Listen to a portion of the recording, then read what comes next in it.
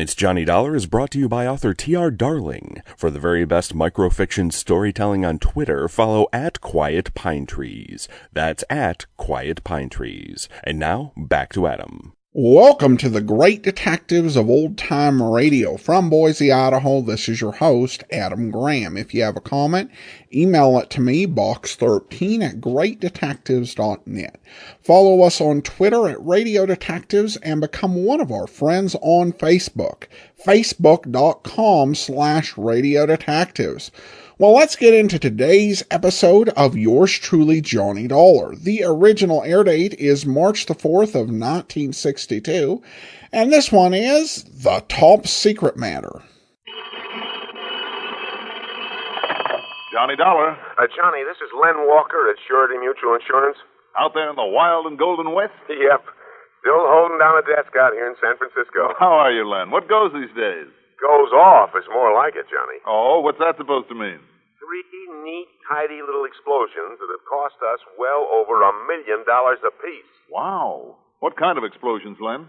Rocket fuel type of stuff. Oh? Yeah. Where? The Bascom Development Company. It's hidden away along the coast a few miles south. Bascom, hmm? So if you want to grab your spacesuit and pop on out here, well, who knows? Maybe they'll oblige by sending you a loft on their next blow-up. You make it sound very attractive, Len. I'll tell you this, Johnny. If you can find out the why of this and put a stop to it, we'll pay you enough to let you fly high and wide and handsome for a long time to come. Now you do make it sound attractive. Well, then? Okay. I'll start practicing on the first plane I can get.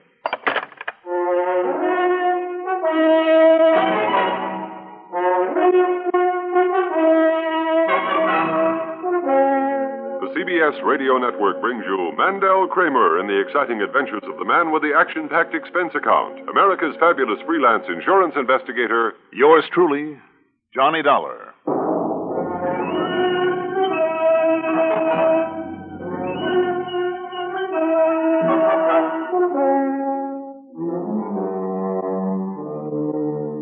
Expense account submitted by Special Investigator Johnny Dollar to Surety Mutual Insurance Company, San Francisco office. Following is an account of expenses incurred during my investigation of the Top Secret Matter.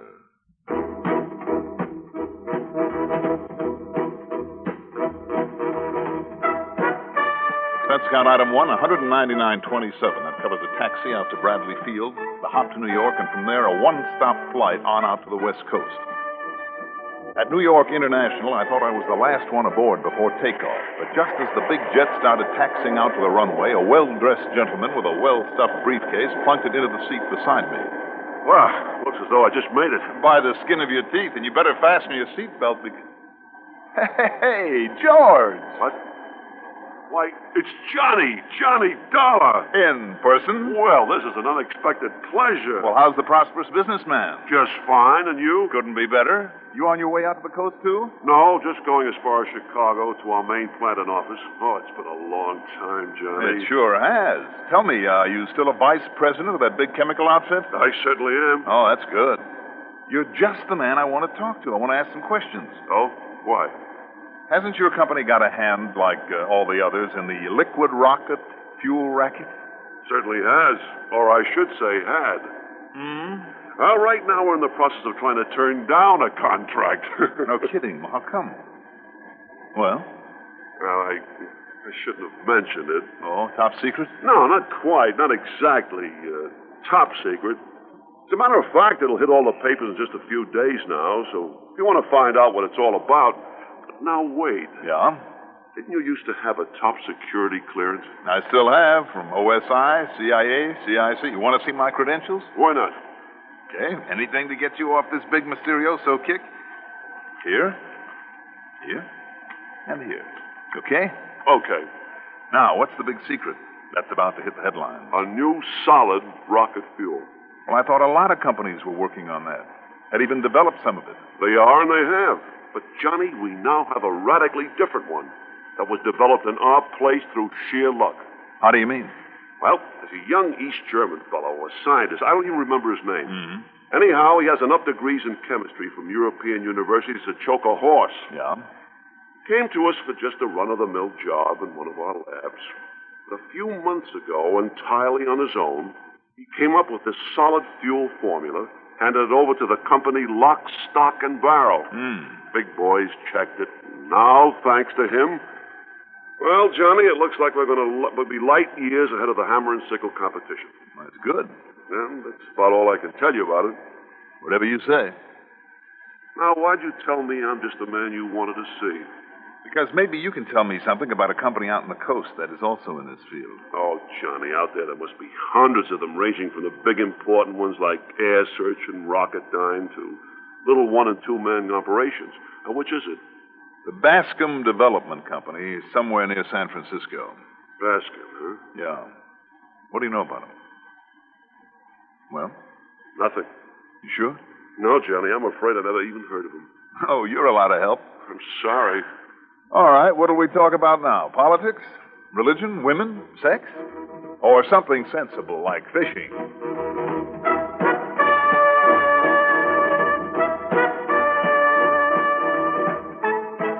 The way those jets traveled, there wasn't time to talk about much of anything before George got off the plane in Chicago. By the time I had an afternoon snack and prepared to settle down for a nap, we circled and landed at San Francisco International. Item 2, $470 for a cab into Len Walker's office. That's across from the Sheraton Palace and my pals at KCBS. Now, where do you plan to stay while you're here, Johnny? At the Huntington up on the hill. Fine. So grab yourself some dinner, get a good night's sleep, and you can take off first thing in the morning. Take off again? Mm-hmm. I'll have a rental car sent around to you there at the Huntington. Len, aren't you going to tell me first what this is all about? Bascom Development Company. Yes, you said that much on the phone. Well, now look here on this map. Yeah? Now, you go down here on 101, then cut over to Route 1, then down the coast to here, a few miles south of Big Sur. Wait a minute now. If memory serves me right, that highway is chiseled out of the side of a lot of cliffs that rise up out of the blue Pacific. Right. So what can be there but a lot of rocks and trees and the ocean? A little well-hidden side road that goes down through the trees to a leveled-off spot on the very edge of the ocean. That's where you'll find the Bascom Development Company. Only for security reasons, it's been made to look like a cluster of summer homes. You say they've been having explosions? 3, Johnny. And as a result of them, 3 deaths. That's where we've had to pay off through the nose. Why? Well, the men, they were chemists or engineers he had working for him, all had insurance that Bascom paid for. A cool $1 million apiece. And he was the beneficiary? Half to him, half to the families of those men. Oh. It's common practice where people of great importance to a company are concerned. Yeah. Tell me, just how much do you know about the explosions? I think you'll do better by getting that from Bascom himself. I told him you're on your way. Oh? Yes? Okay, Len. Whatever you say.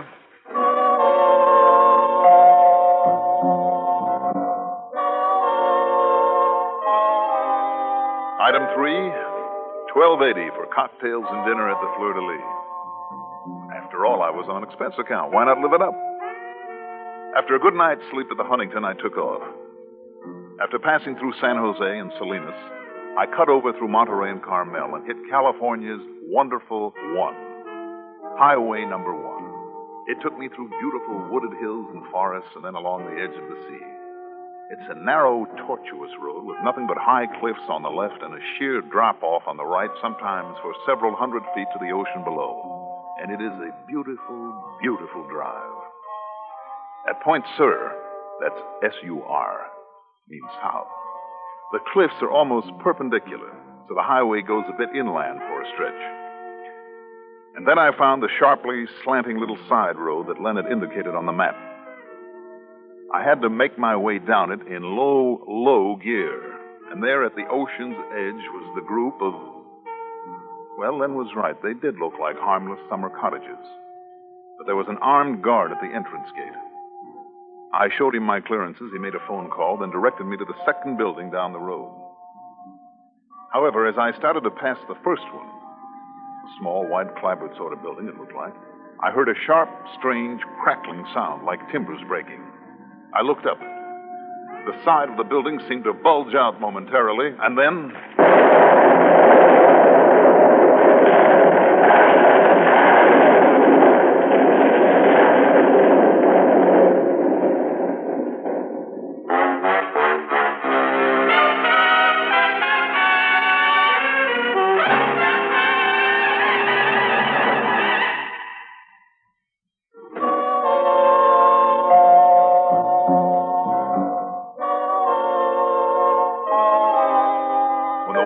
building began to bulge, I must have reacted purely instinctively, shoved hard on the accelerator.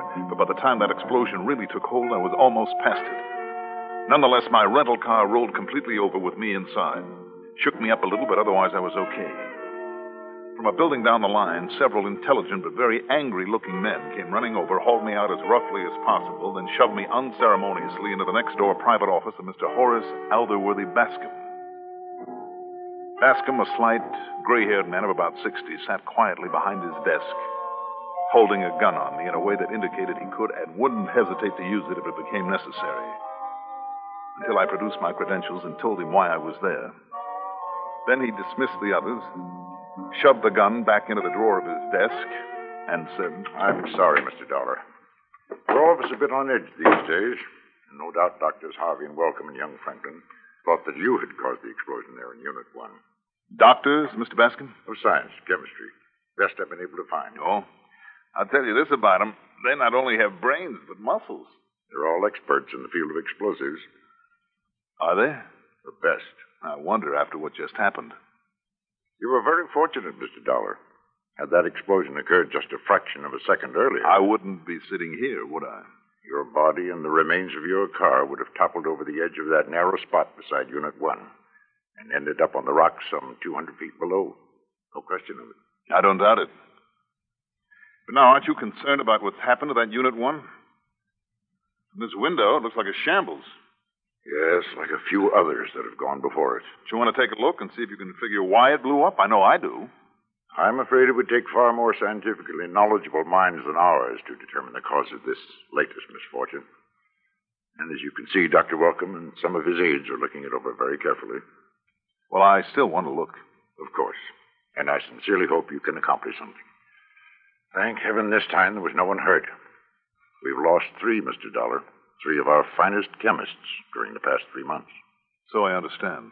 And each of them, I'm convinced, just when he was on the threshold of a solution to this tremendously important project of ours. Just what is this project, Mr. Bascom? Creation of an uncommonly efficient semi-liquid rocket repellent that will, I am convinced... Semi-liquid? Yes.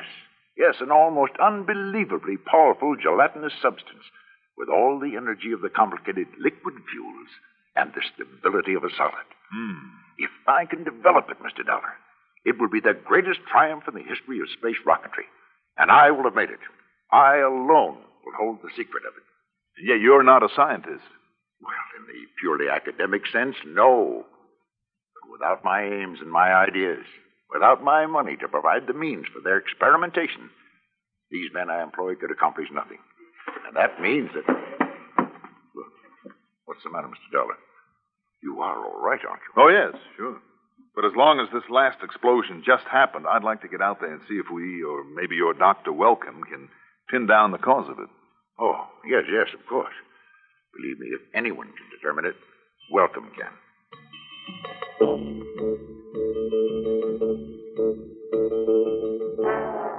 But Welcome couldn't, nor could I. In spite of Mr. Bascom's help in combing through the ruins, and we really combed. A lot of theories got aired, but none that led to any definite conclusion. Then, early that evening in his quarters, I talked at some length with Dr. Welcome about not only this, but the 3 previous explosions. No, I don't think so, Mr. Dollar. It's simply that some of the materials, the components used, are so unstable, so highly volatile, and shock susceptible that... And yet every possible precaution is taken, not only in the handling, but in the storage of them. So unless someone were setting them off deliberately, as you suggest might be possible... An awful lot of people don't want to see our national rocketry program succeed. Don't you forget that, Doctor. Yes, but someone here in this closely knit organization, no, I can't believe it. Another thing, Mr. Dollar. Yeah? Williams, Thornbury, and Brenner. Are those the three who were killed? Yes. Now, certainly you don't suggest they deliberately caused the explosions that caused their own deaths. That's hardly likely, I guess. Not a bit likely. And Mr. Donner, each of them was entirely alone in the laboratory when the accident occurred. You sure of that, Dr. Welcome? Oh, absolutely. Tell me, was there anybody in Unit 1 this afternoon when it went off? Or anywhere near it? No, you were the only one near it. And you sure of that? Absolutely certain. Mm-hmm. Tell me something else, Doctor. If I can, yes. How close are you fellows to this rocket fuel? Well, Mr. Dollar, I believe that Williams and Thornbury and Brenner were very close to it, each in his turn. Mm-hmm. Mr. Bascom and a couple of the other chaps and I felt they had found it. But now, of course, we'll never know. So, all the rest of us can do is keep on trying. You don't sound very confident. Well, sometimes it's very discouraging. And with the cutbacks in salary we've been obliged to take. But it's a challenge, and challenges are what make a profession like ours worthwhile. They and the opportunity to serve this country. Who sparked this whole idea in the beginning? Oh, I understand it was a young German chap that Mr. Bascom found somewhere abroad. What? Yes. What was his name? Kellerholz. Hans Kellerholz. Kellerholz. I see. All right, Dr. Welcome. Gentlemen? Oh, Mr. Bascom. Well, have you found anything?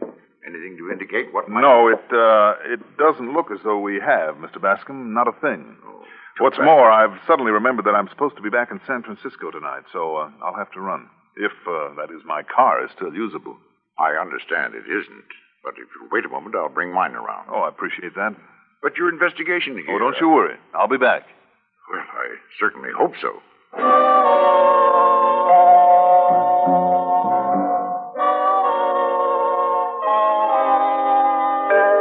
San Francisco?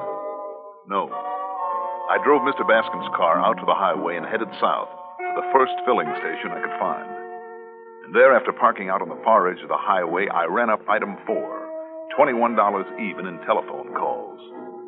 And what I learned from them, figuratively, blew this whole case wide open. My first phone call was to George Langley, the man I'd met and talked to on the plane, at his home in Chicago.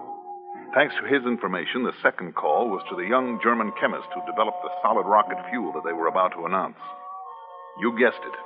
His name was Hans Kellerholz. What Kellerholz said to me about his reasons for having left the Bascom project to work at one of America's big, established, reputable chemical firms told me more than I'd even hoped for. And then, to top it all, well, let's face it, it was mighty lucky for me that I hadn't taken the drive up to San Francisco. Because when I stepped out of the phone booth there at the little gas station... You know, I sure hope you don't need any more of my small change, mister. No, that was the last call I had to make, and thanks for the use of the phone. Don't belong to me. It belongs to the phone company. Well, thanks anyway. Say now, maybe you want to drive your car over to this side of the road and fill her up, maybe? Might not be a bad idea. Though why you parked along that edge over there, so close to that drop-off, I'll never know it. Hey, look! Look, you see? I see, all right. One of the tires must have went, you see? Well, she's rolling on over down the cliff. One of the tires? Oh, no. What'd you say? Did you hear that little explosion? See the way that car sagged over? Well, yeah, I guess I did. Must have had a time mechanism. Huh? If that happened the way it was supposed to while I was tearing up this crooked highway on the way to San Francisco, nobody would ever have known.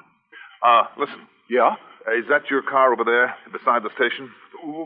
Sure. Look, here's $100 for the use of it just for tonight, okay? Are you kidding? Sure, it's okay. Okay, then. Give me the keys.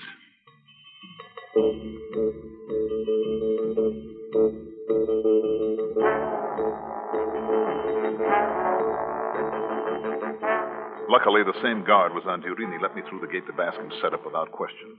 And more important, without announcing me. In the darkness, then, I slipped the lock on the door of Bascom's office, went inside, pulled down the shades, put on a light, and looked around. And I finally found it. A small switch under the sill of the window facing out to where Unit 1 had been. And if those wires on it had led underground to some kind of a detonator there in Unit 1 this afternoon... Mr. Dollar. Better come in, Mr. Bascom. Yes, I certainly will. Just sit down there at your desk, anywhere. Well, of course, if you like. Did you break your way in here? You, want to tell me why, Mr. Bascom? Why? Why what? Afraid I don't understand. I want to know your reasons for the explosions. Why, you're implying that I was responsible for them, Mr. Dollar? Entirely. And you honestly think that you can prove a wild assertion like that? Yes, I honestly think I could. Otherwise, instead of sitting here talking with you, don't you think I'd be out and around investigating further? Yes, I suppose you would. Let's look at some facts. Like the explosion this afternoon that nearly killed me because you knew I was coming here. The switch I found under the windowsill. Well? Yes. And your help in combing through the ruins? Help? Or careful misdirection so I wouldn't find the detonator you'd rigged up nor a trace of the wiring from that switch? Of course. Those cutbacks in salaries. You needed money, didn't you, Mr. Bascom, like all that insurance you collected? Yes, very true. And something you said this afternoon. I and I alone will hold the secret of this fuel. So when you thought that Williams and Thornbury and Brenner had it, to keep it for yourself, you killed them. Is that about it, Mr. Bascom? Just about, I guess. And all because of a young chemist I brought over here. Hans Kellerhaus. Yes. I was supposed to be over there in Germany on vacation. Actually, it was only to establish contact with him and hope that I could capitalize on his knowledge of missile fuels. It took a lot of time, a lot of money. Most of it spent in bribes to East German authorities. But I finally got him over here. I see. He was so glad to be free for the first time in his life, so grateful for an opportunity to work in this country, that he was willing to agree to anything. Which means what, Mr. Bascom? I was to have complete control of anything he might create and develop here. And what happened? Did he find out you were in this thing only for personal gain? Yes. So he came in here one morning and told me that he was leaving. That he would keep his word, however, and relinquish claim to whatever he had developed here. My demand, he put that in writing. So I let him go. Like an idiot. Why do you say that? Well, I thought he'd completed the fuel, that I could go ahead and produce it and sell it and make millions. Millions, Mr. Dollar. And without having to share with him. But I was wrong. He hadn't finished. Mm-hmm. I hired other men, the best that I could find from all over, in the hope that they could carry on from where he'd left off. But all it did was cost me money. Money. And the only way I could think of to get enough to keep going was by collecting that insurance. By committing murder? Yes, I know. The first one was very difficult for me. But the second one, it meant another $500,000 to carry on with. And the third, because all the time I kept hoping to get that rocket fuel. I suppose I should have known. I never would. That my misdeeds would catch up with me. Yes, you should have known. Are you ready to leave, Mr. Bascom? I don't have to, Mr. Dollar. No? Here in this open drawer beside my hand is a .38 revolver. Loaded. What are you thinking of, Bascom? For you or for me? Making a difference? Would it really solve anything? No, I guess it wouldn't. Shall we go? It's almost unbelievable. I mean, the length to which some people will go to promote their own selfish interests at the sacrifice of others. Don't they know that somehow, sometime, there has to be a showdown? Expense account total, including repair charges on the rental car and the trip back to Hartford, $993.70. Yours truly, Johnny Dollar.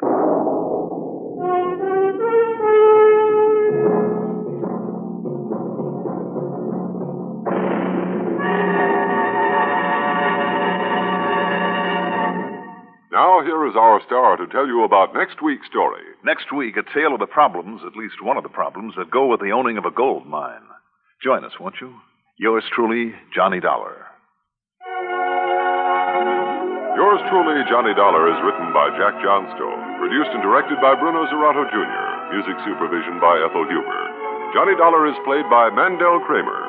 Also featured in our cast were Melville Ruick as Bascom, Court Benson as Dr. Welcome, Frank Campanella as George Langley, and William Mason as the gas station attendant. Be sure to join us next week, same time, same station, for another exciting story of Yours truly, Johnny Dollar. Art Hanna speaking. I absolutely love the 1960s music they play on this iteration of Yours truly, Johnny Dollar. It gives it a really unique feel, particularly after listening to so many programs where it's just stock music, over and over again. So I really like the music. It's the best thing along with Mandel Kramer's performance.